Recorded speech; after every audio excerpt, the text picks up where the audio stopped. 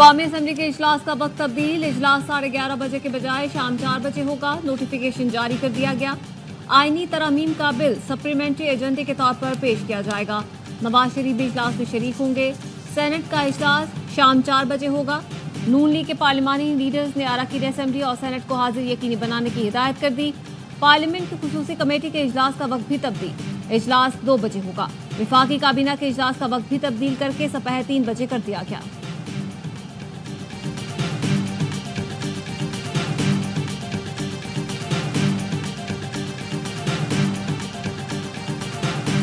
कौमी असम्बली के इजलास का वक्त तब्दील करने की वजह सामने आ गई। मौलाना फजलुर रहमान ने आईनी तरमीम पर मुशावरत के लिए वक्त मांगा था।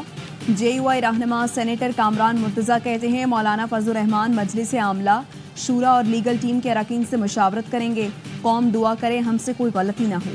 आईनी तरमीम पर PTI समेत तमाम जमातों को एतमाद मिलेंगे। आईनी तरमीम आज असम्बली में आ रही है या नहीं मालूम नहीं।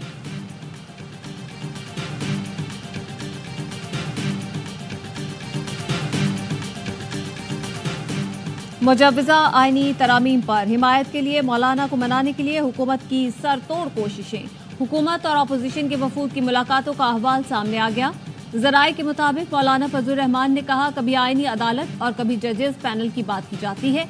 अभी तक हुकूमत को हतमी तौर पर खुद कुछ पता नहीं। जब तक मुसव्विदा नहीं दिखाएंगे राय नहीं दे सकते। अपोजिशन ने मौलाना फजलुर रहमान को साथ चलने की दावत दी।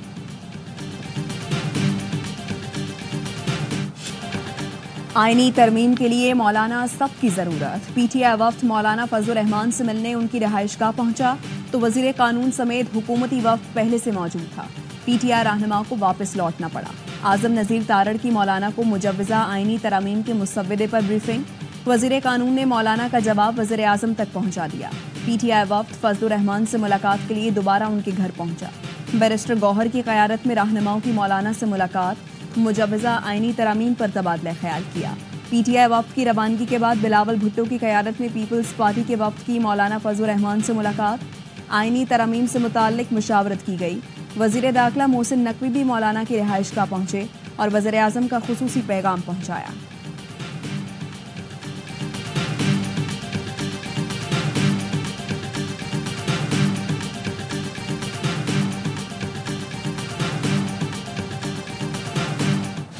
वज़ीर आज़म ने इशाइये में नून लीग और इत्तेहादी जमातों के MNAs और सेनेटर्स को मुजव्वज़ा आईनी तरमीम पर एतमाद में लिया।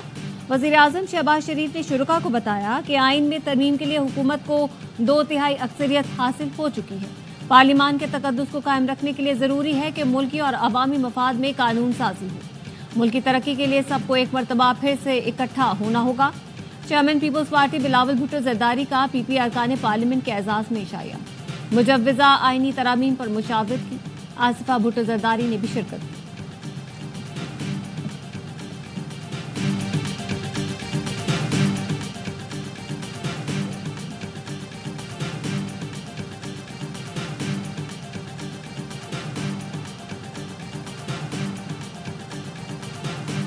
वज़ीर आज़म ने इशाइये में मुजव्वज़ा आईनी तरमीम की तफसील शुरका को बताई। ज़राए ने बताया चीफ जस्टिस ऑफ पाकिस्तान के तकर्रुर के लिए पैनल मांगा जाएगा। आईनी और मफाद आमा के मुकदमात के लिए अलग अलग अदालतों के क़याम की तरमीम मंजूर होगी। आर्टिकल 63A में तरमीम की जाएगी। स्पीकर कौमी असेंबली के चैम्बर में हुकूमती और इत्तेहादी अरकान की आईनी तरमीम पर मुशावरत। फारूक सत्तार ने कहा मुजव्वज़ा आईनी तरमीम पर एतमाद में लिया गया है। मुसव्विदा देख कर बाज़ाब्ता फैसला करेंगे। पीपल्स पार्टी के रहनुमा खुर्शीद शाह बोले सियासी बहरान हल करने के लिए कोशिश कर रहे हैं। कोशिश है वो तरमीम लाएं जिन पर तमाम जमातें मुत्तफिक हों। मखसूस नशिस्तों पर सुप्रीम कोर्ट का 12 जुलाई का फैसला वाज़ेह है। इलेक्शन कमीशन की वजाहत की दरखास्त ताख़ीरी हरबा है। फैसले पर अमल दरामद में ताख़ीर के नताइज हो सकते हैं। अक्सरियती फैसला देने वाले 8 जजों का वजाहती फैसला। लिखा इलेक्शन कमीशन की तस्लीम शुदा पोजीशन है कि PTI रजिस्टर्ड सियासी जमात है। सर्टिफिकेट जमा कराने वाले PTI के अरकान हैं। इलेक्शन कमीशन वजाहत के नाम पर अपनी पोजीशन तब्दील नहीं कर सकता। कमीशन खुद बैरिस्टर गौहर को पार्टी चेयरमैन तस्लीम करने के बाद पीछे नहीं हट सकता। सुप्रीम कोर्ट हुक्म के बाद इलेक्शन कमीशन की फहरिस्त की कोई अहमियत नहीं। कमीशन की जानिब से कानूनी पाबंदियों के लगातार इनकार के अपने असरात हैं। सुप्रीम कोर्ट की इलेक्शन कमीशन को फैसले पर फौरी अमल दरामद की हिदायत।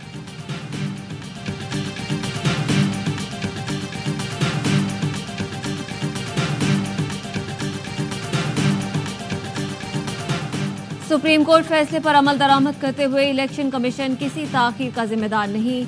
इलेक्शन कमीशन का सुप्रीम कोर्ट के फैसले पर रद्द अमल। जराए इलेक्शन कमीशन का कहना है कि सुप्रीम कोर्ट ने मखसूस नशिस्तों पर अपना मुख्तसर फैसला 12 जुलाई को सुनाया था। उसके जवाब में इलेक्शन कमीशन ने कानूनी मुद्दत के अंदर मुतफर्रिक दरख्वास्त दायर की थी। आईनी इदारों के साथ इस तरह का बर्ताव कतई तौर पर नामुनासिब है। बैरिस्टर गौहर को चेयरमैन पीटीआई तस्लीम करने का तासुर भी दुरुस्त नहीं। पीटीआई के इंट्रा पार्टी इलेक्शन का मामला अभी तक इलेक्शन कमीशन में जेर गौर है। पीटीआई ने बार बार ताकीदी हरबे इस्तेमाल किए हैं।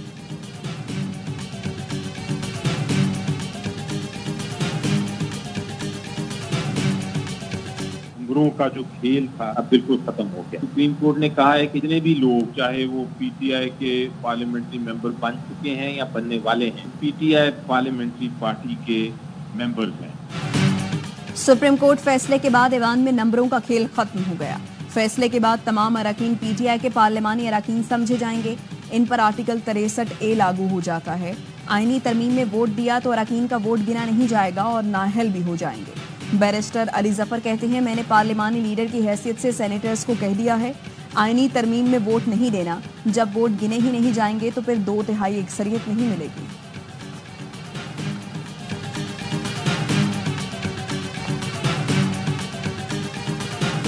बानी पीटीआई से रियासत मुखालिफ पोस्ट की तहकीकात का पहला मरहला मुकम्मल। एफआईए टीम ने बानी से पोस्ट से मुतालिक सवालात किए। बानी पीटीआई ने अपने वकला की मौजूदगी में जवाब दिए। बोले, मेरी मीडिया से गुफ्तगू को एक्स अकाउंट पर पोस्ट किया जाता है। मेरा मकसद किसी एक इदारे या शख्सियत से मुतालिक बात करना नहीं था। मकसद अशराफिया के बारे में बात करना था। बानी पीटीआई से तफ्तीश मुकम्मल होने पर एफआईए मुकदमा दर्ज करेगी। एफआईए टीम कल रात भी बानी से तफ्तीश के लिए अरियाला जेल आई थी। बानी ने वकला की गैर मौजूदगी में मिलने से इनकार कर दिया था।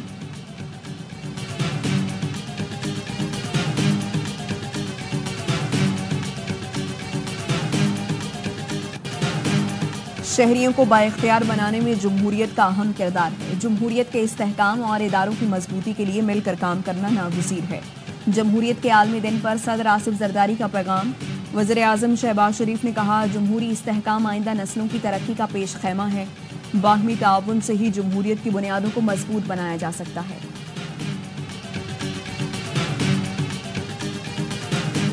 मुल्क भर में जश्न ईद मिलादुन नबी की तैयारियां जारी। मुख्तलिफ शहरों में आशिकाने रसूल ने घरों और गलियों को बरकी कुमकुमत से सजा दिया।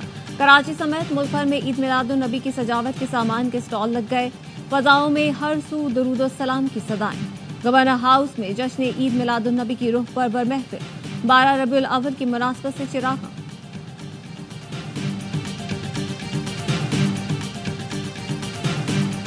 लाहौर के इलाके इस्लामपुरा में फायरिंग, पुलिस एहलकार शहीद। पुलिस के मुताबिक गश्त पर मामूर एहलकारों ने मशकूक मोटरसाइकिल सवारों को रोकने की कोशिश की। मुल्जिमान पुलिस एहलकारों पर फायरिंग करते हुए फरार हो गए। आईजी पंजाब ने सीसीपीओ से रिपोर्ट तलब कर ली। मुल्जिमान की फौरी गिरफ्तारी का हुक्म।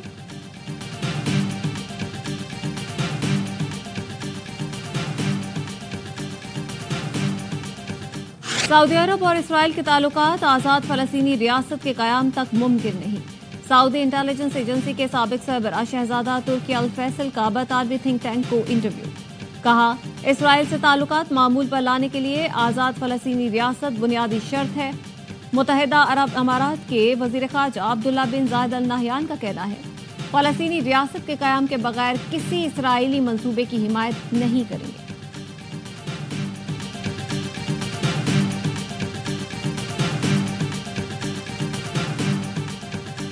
भारतीय शहर आगरा में 3 रोज से जारी बारिशों के बायस आज ताजमहल की छत टपकने लगी। हुकाम का कहना है, छत में दरार पड़ने से पानी टपक रहा है। ताजमहल का 4 में से 1 भाग मुकम्मल तौर पर डूब गया। मशरकी और वस्ती यूरोप में शदीद बारिशों और सैलाब से निज़ाम जिंदगी दरहम बरहम। रोमानिया के बेशतर इलाके ज़ेर-ए-आब। मुख्तलिफ हादसात में 4 अफराद हलाक। सैलाब से 5000 मकानात को नुकसान पहुंचा।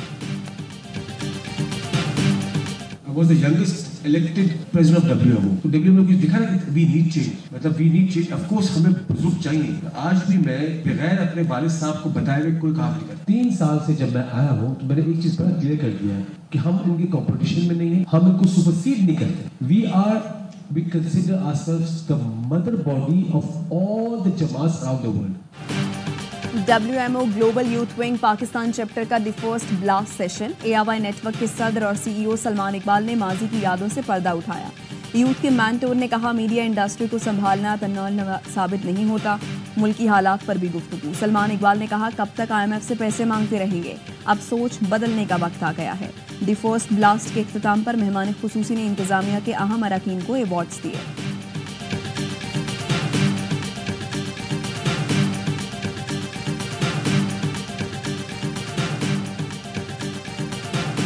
बाबर आजम के लिए कि कैप्टनसी तो बहुत छोटा सा वो है, इससे बाहर निकले और परफॉर्मेंस दें और पाकिस्तान के लिए वंडर्स करें। मैंने तो सिर्फ 10,000 रन करे हैं, वो 15,000 रन तक जा सकते हैं, लेकिन उसके लिए इस कंट्रोवर्सी से बाहर जाना पड़ेगा। विराट कोहली ने कैप्टनसी छोड़ी है और आज उनके परफॉर्मेंसेस देख लें, वो सारे दुनिया के रिकॉर्ड तोड़ने चले।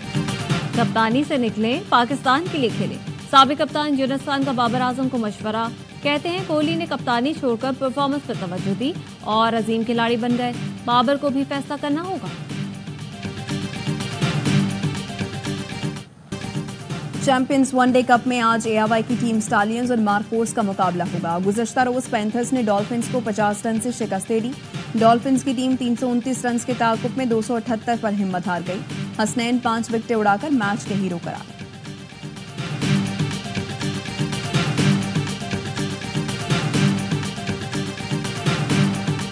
और मंगोलिया में स्नूकर वर्ल्ड कप का आगाज। इफ्तिताही रोज पाकिस्तानी खिलाड़ियों असद इकबाल और उवैस मुनी ने अपने मुकाबले जीत लिए।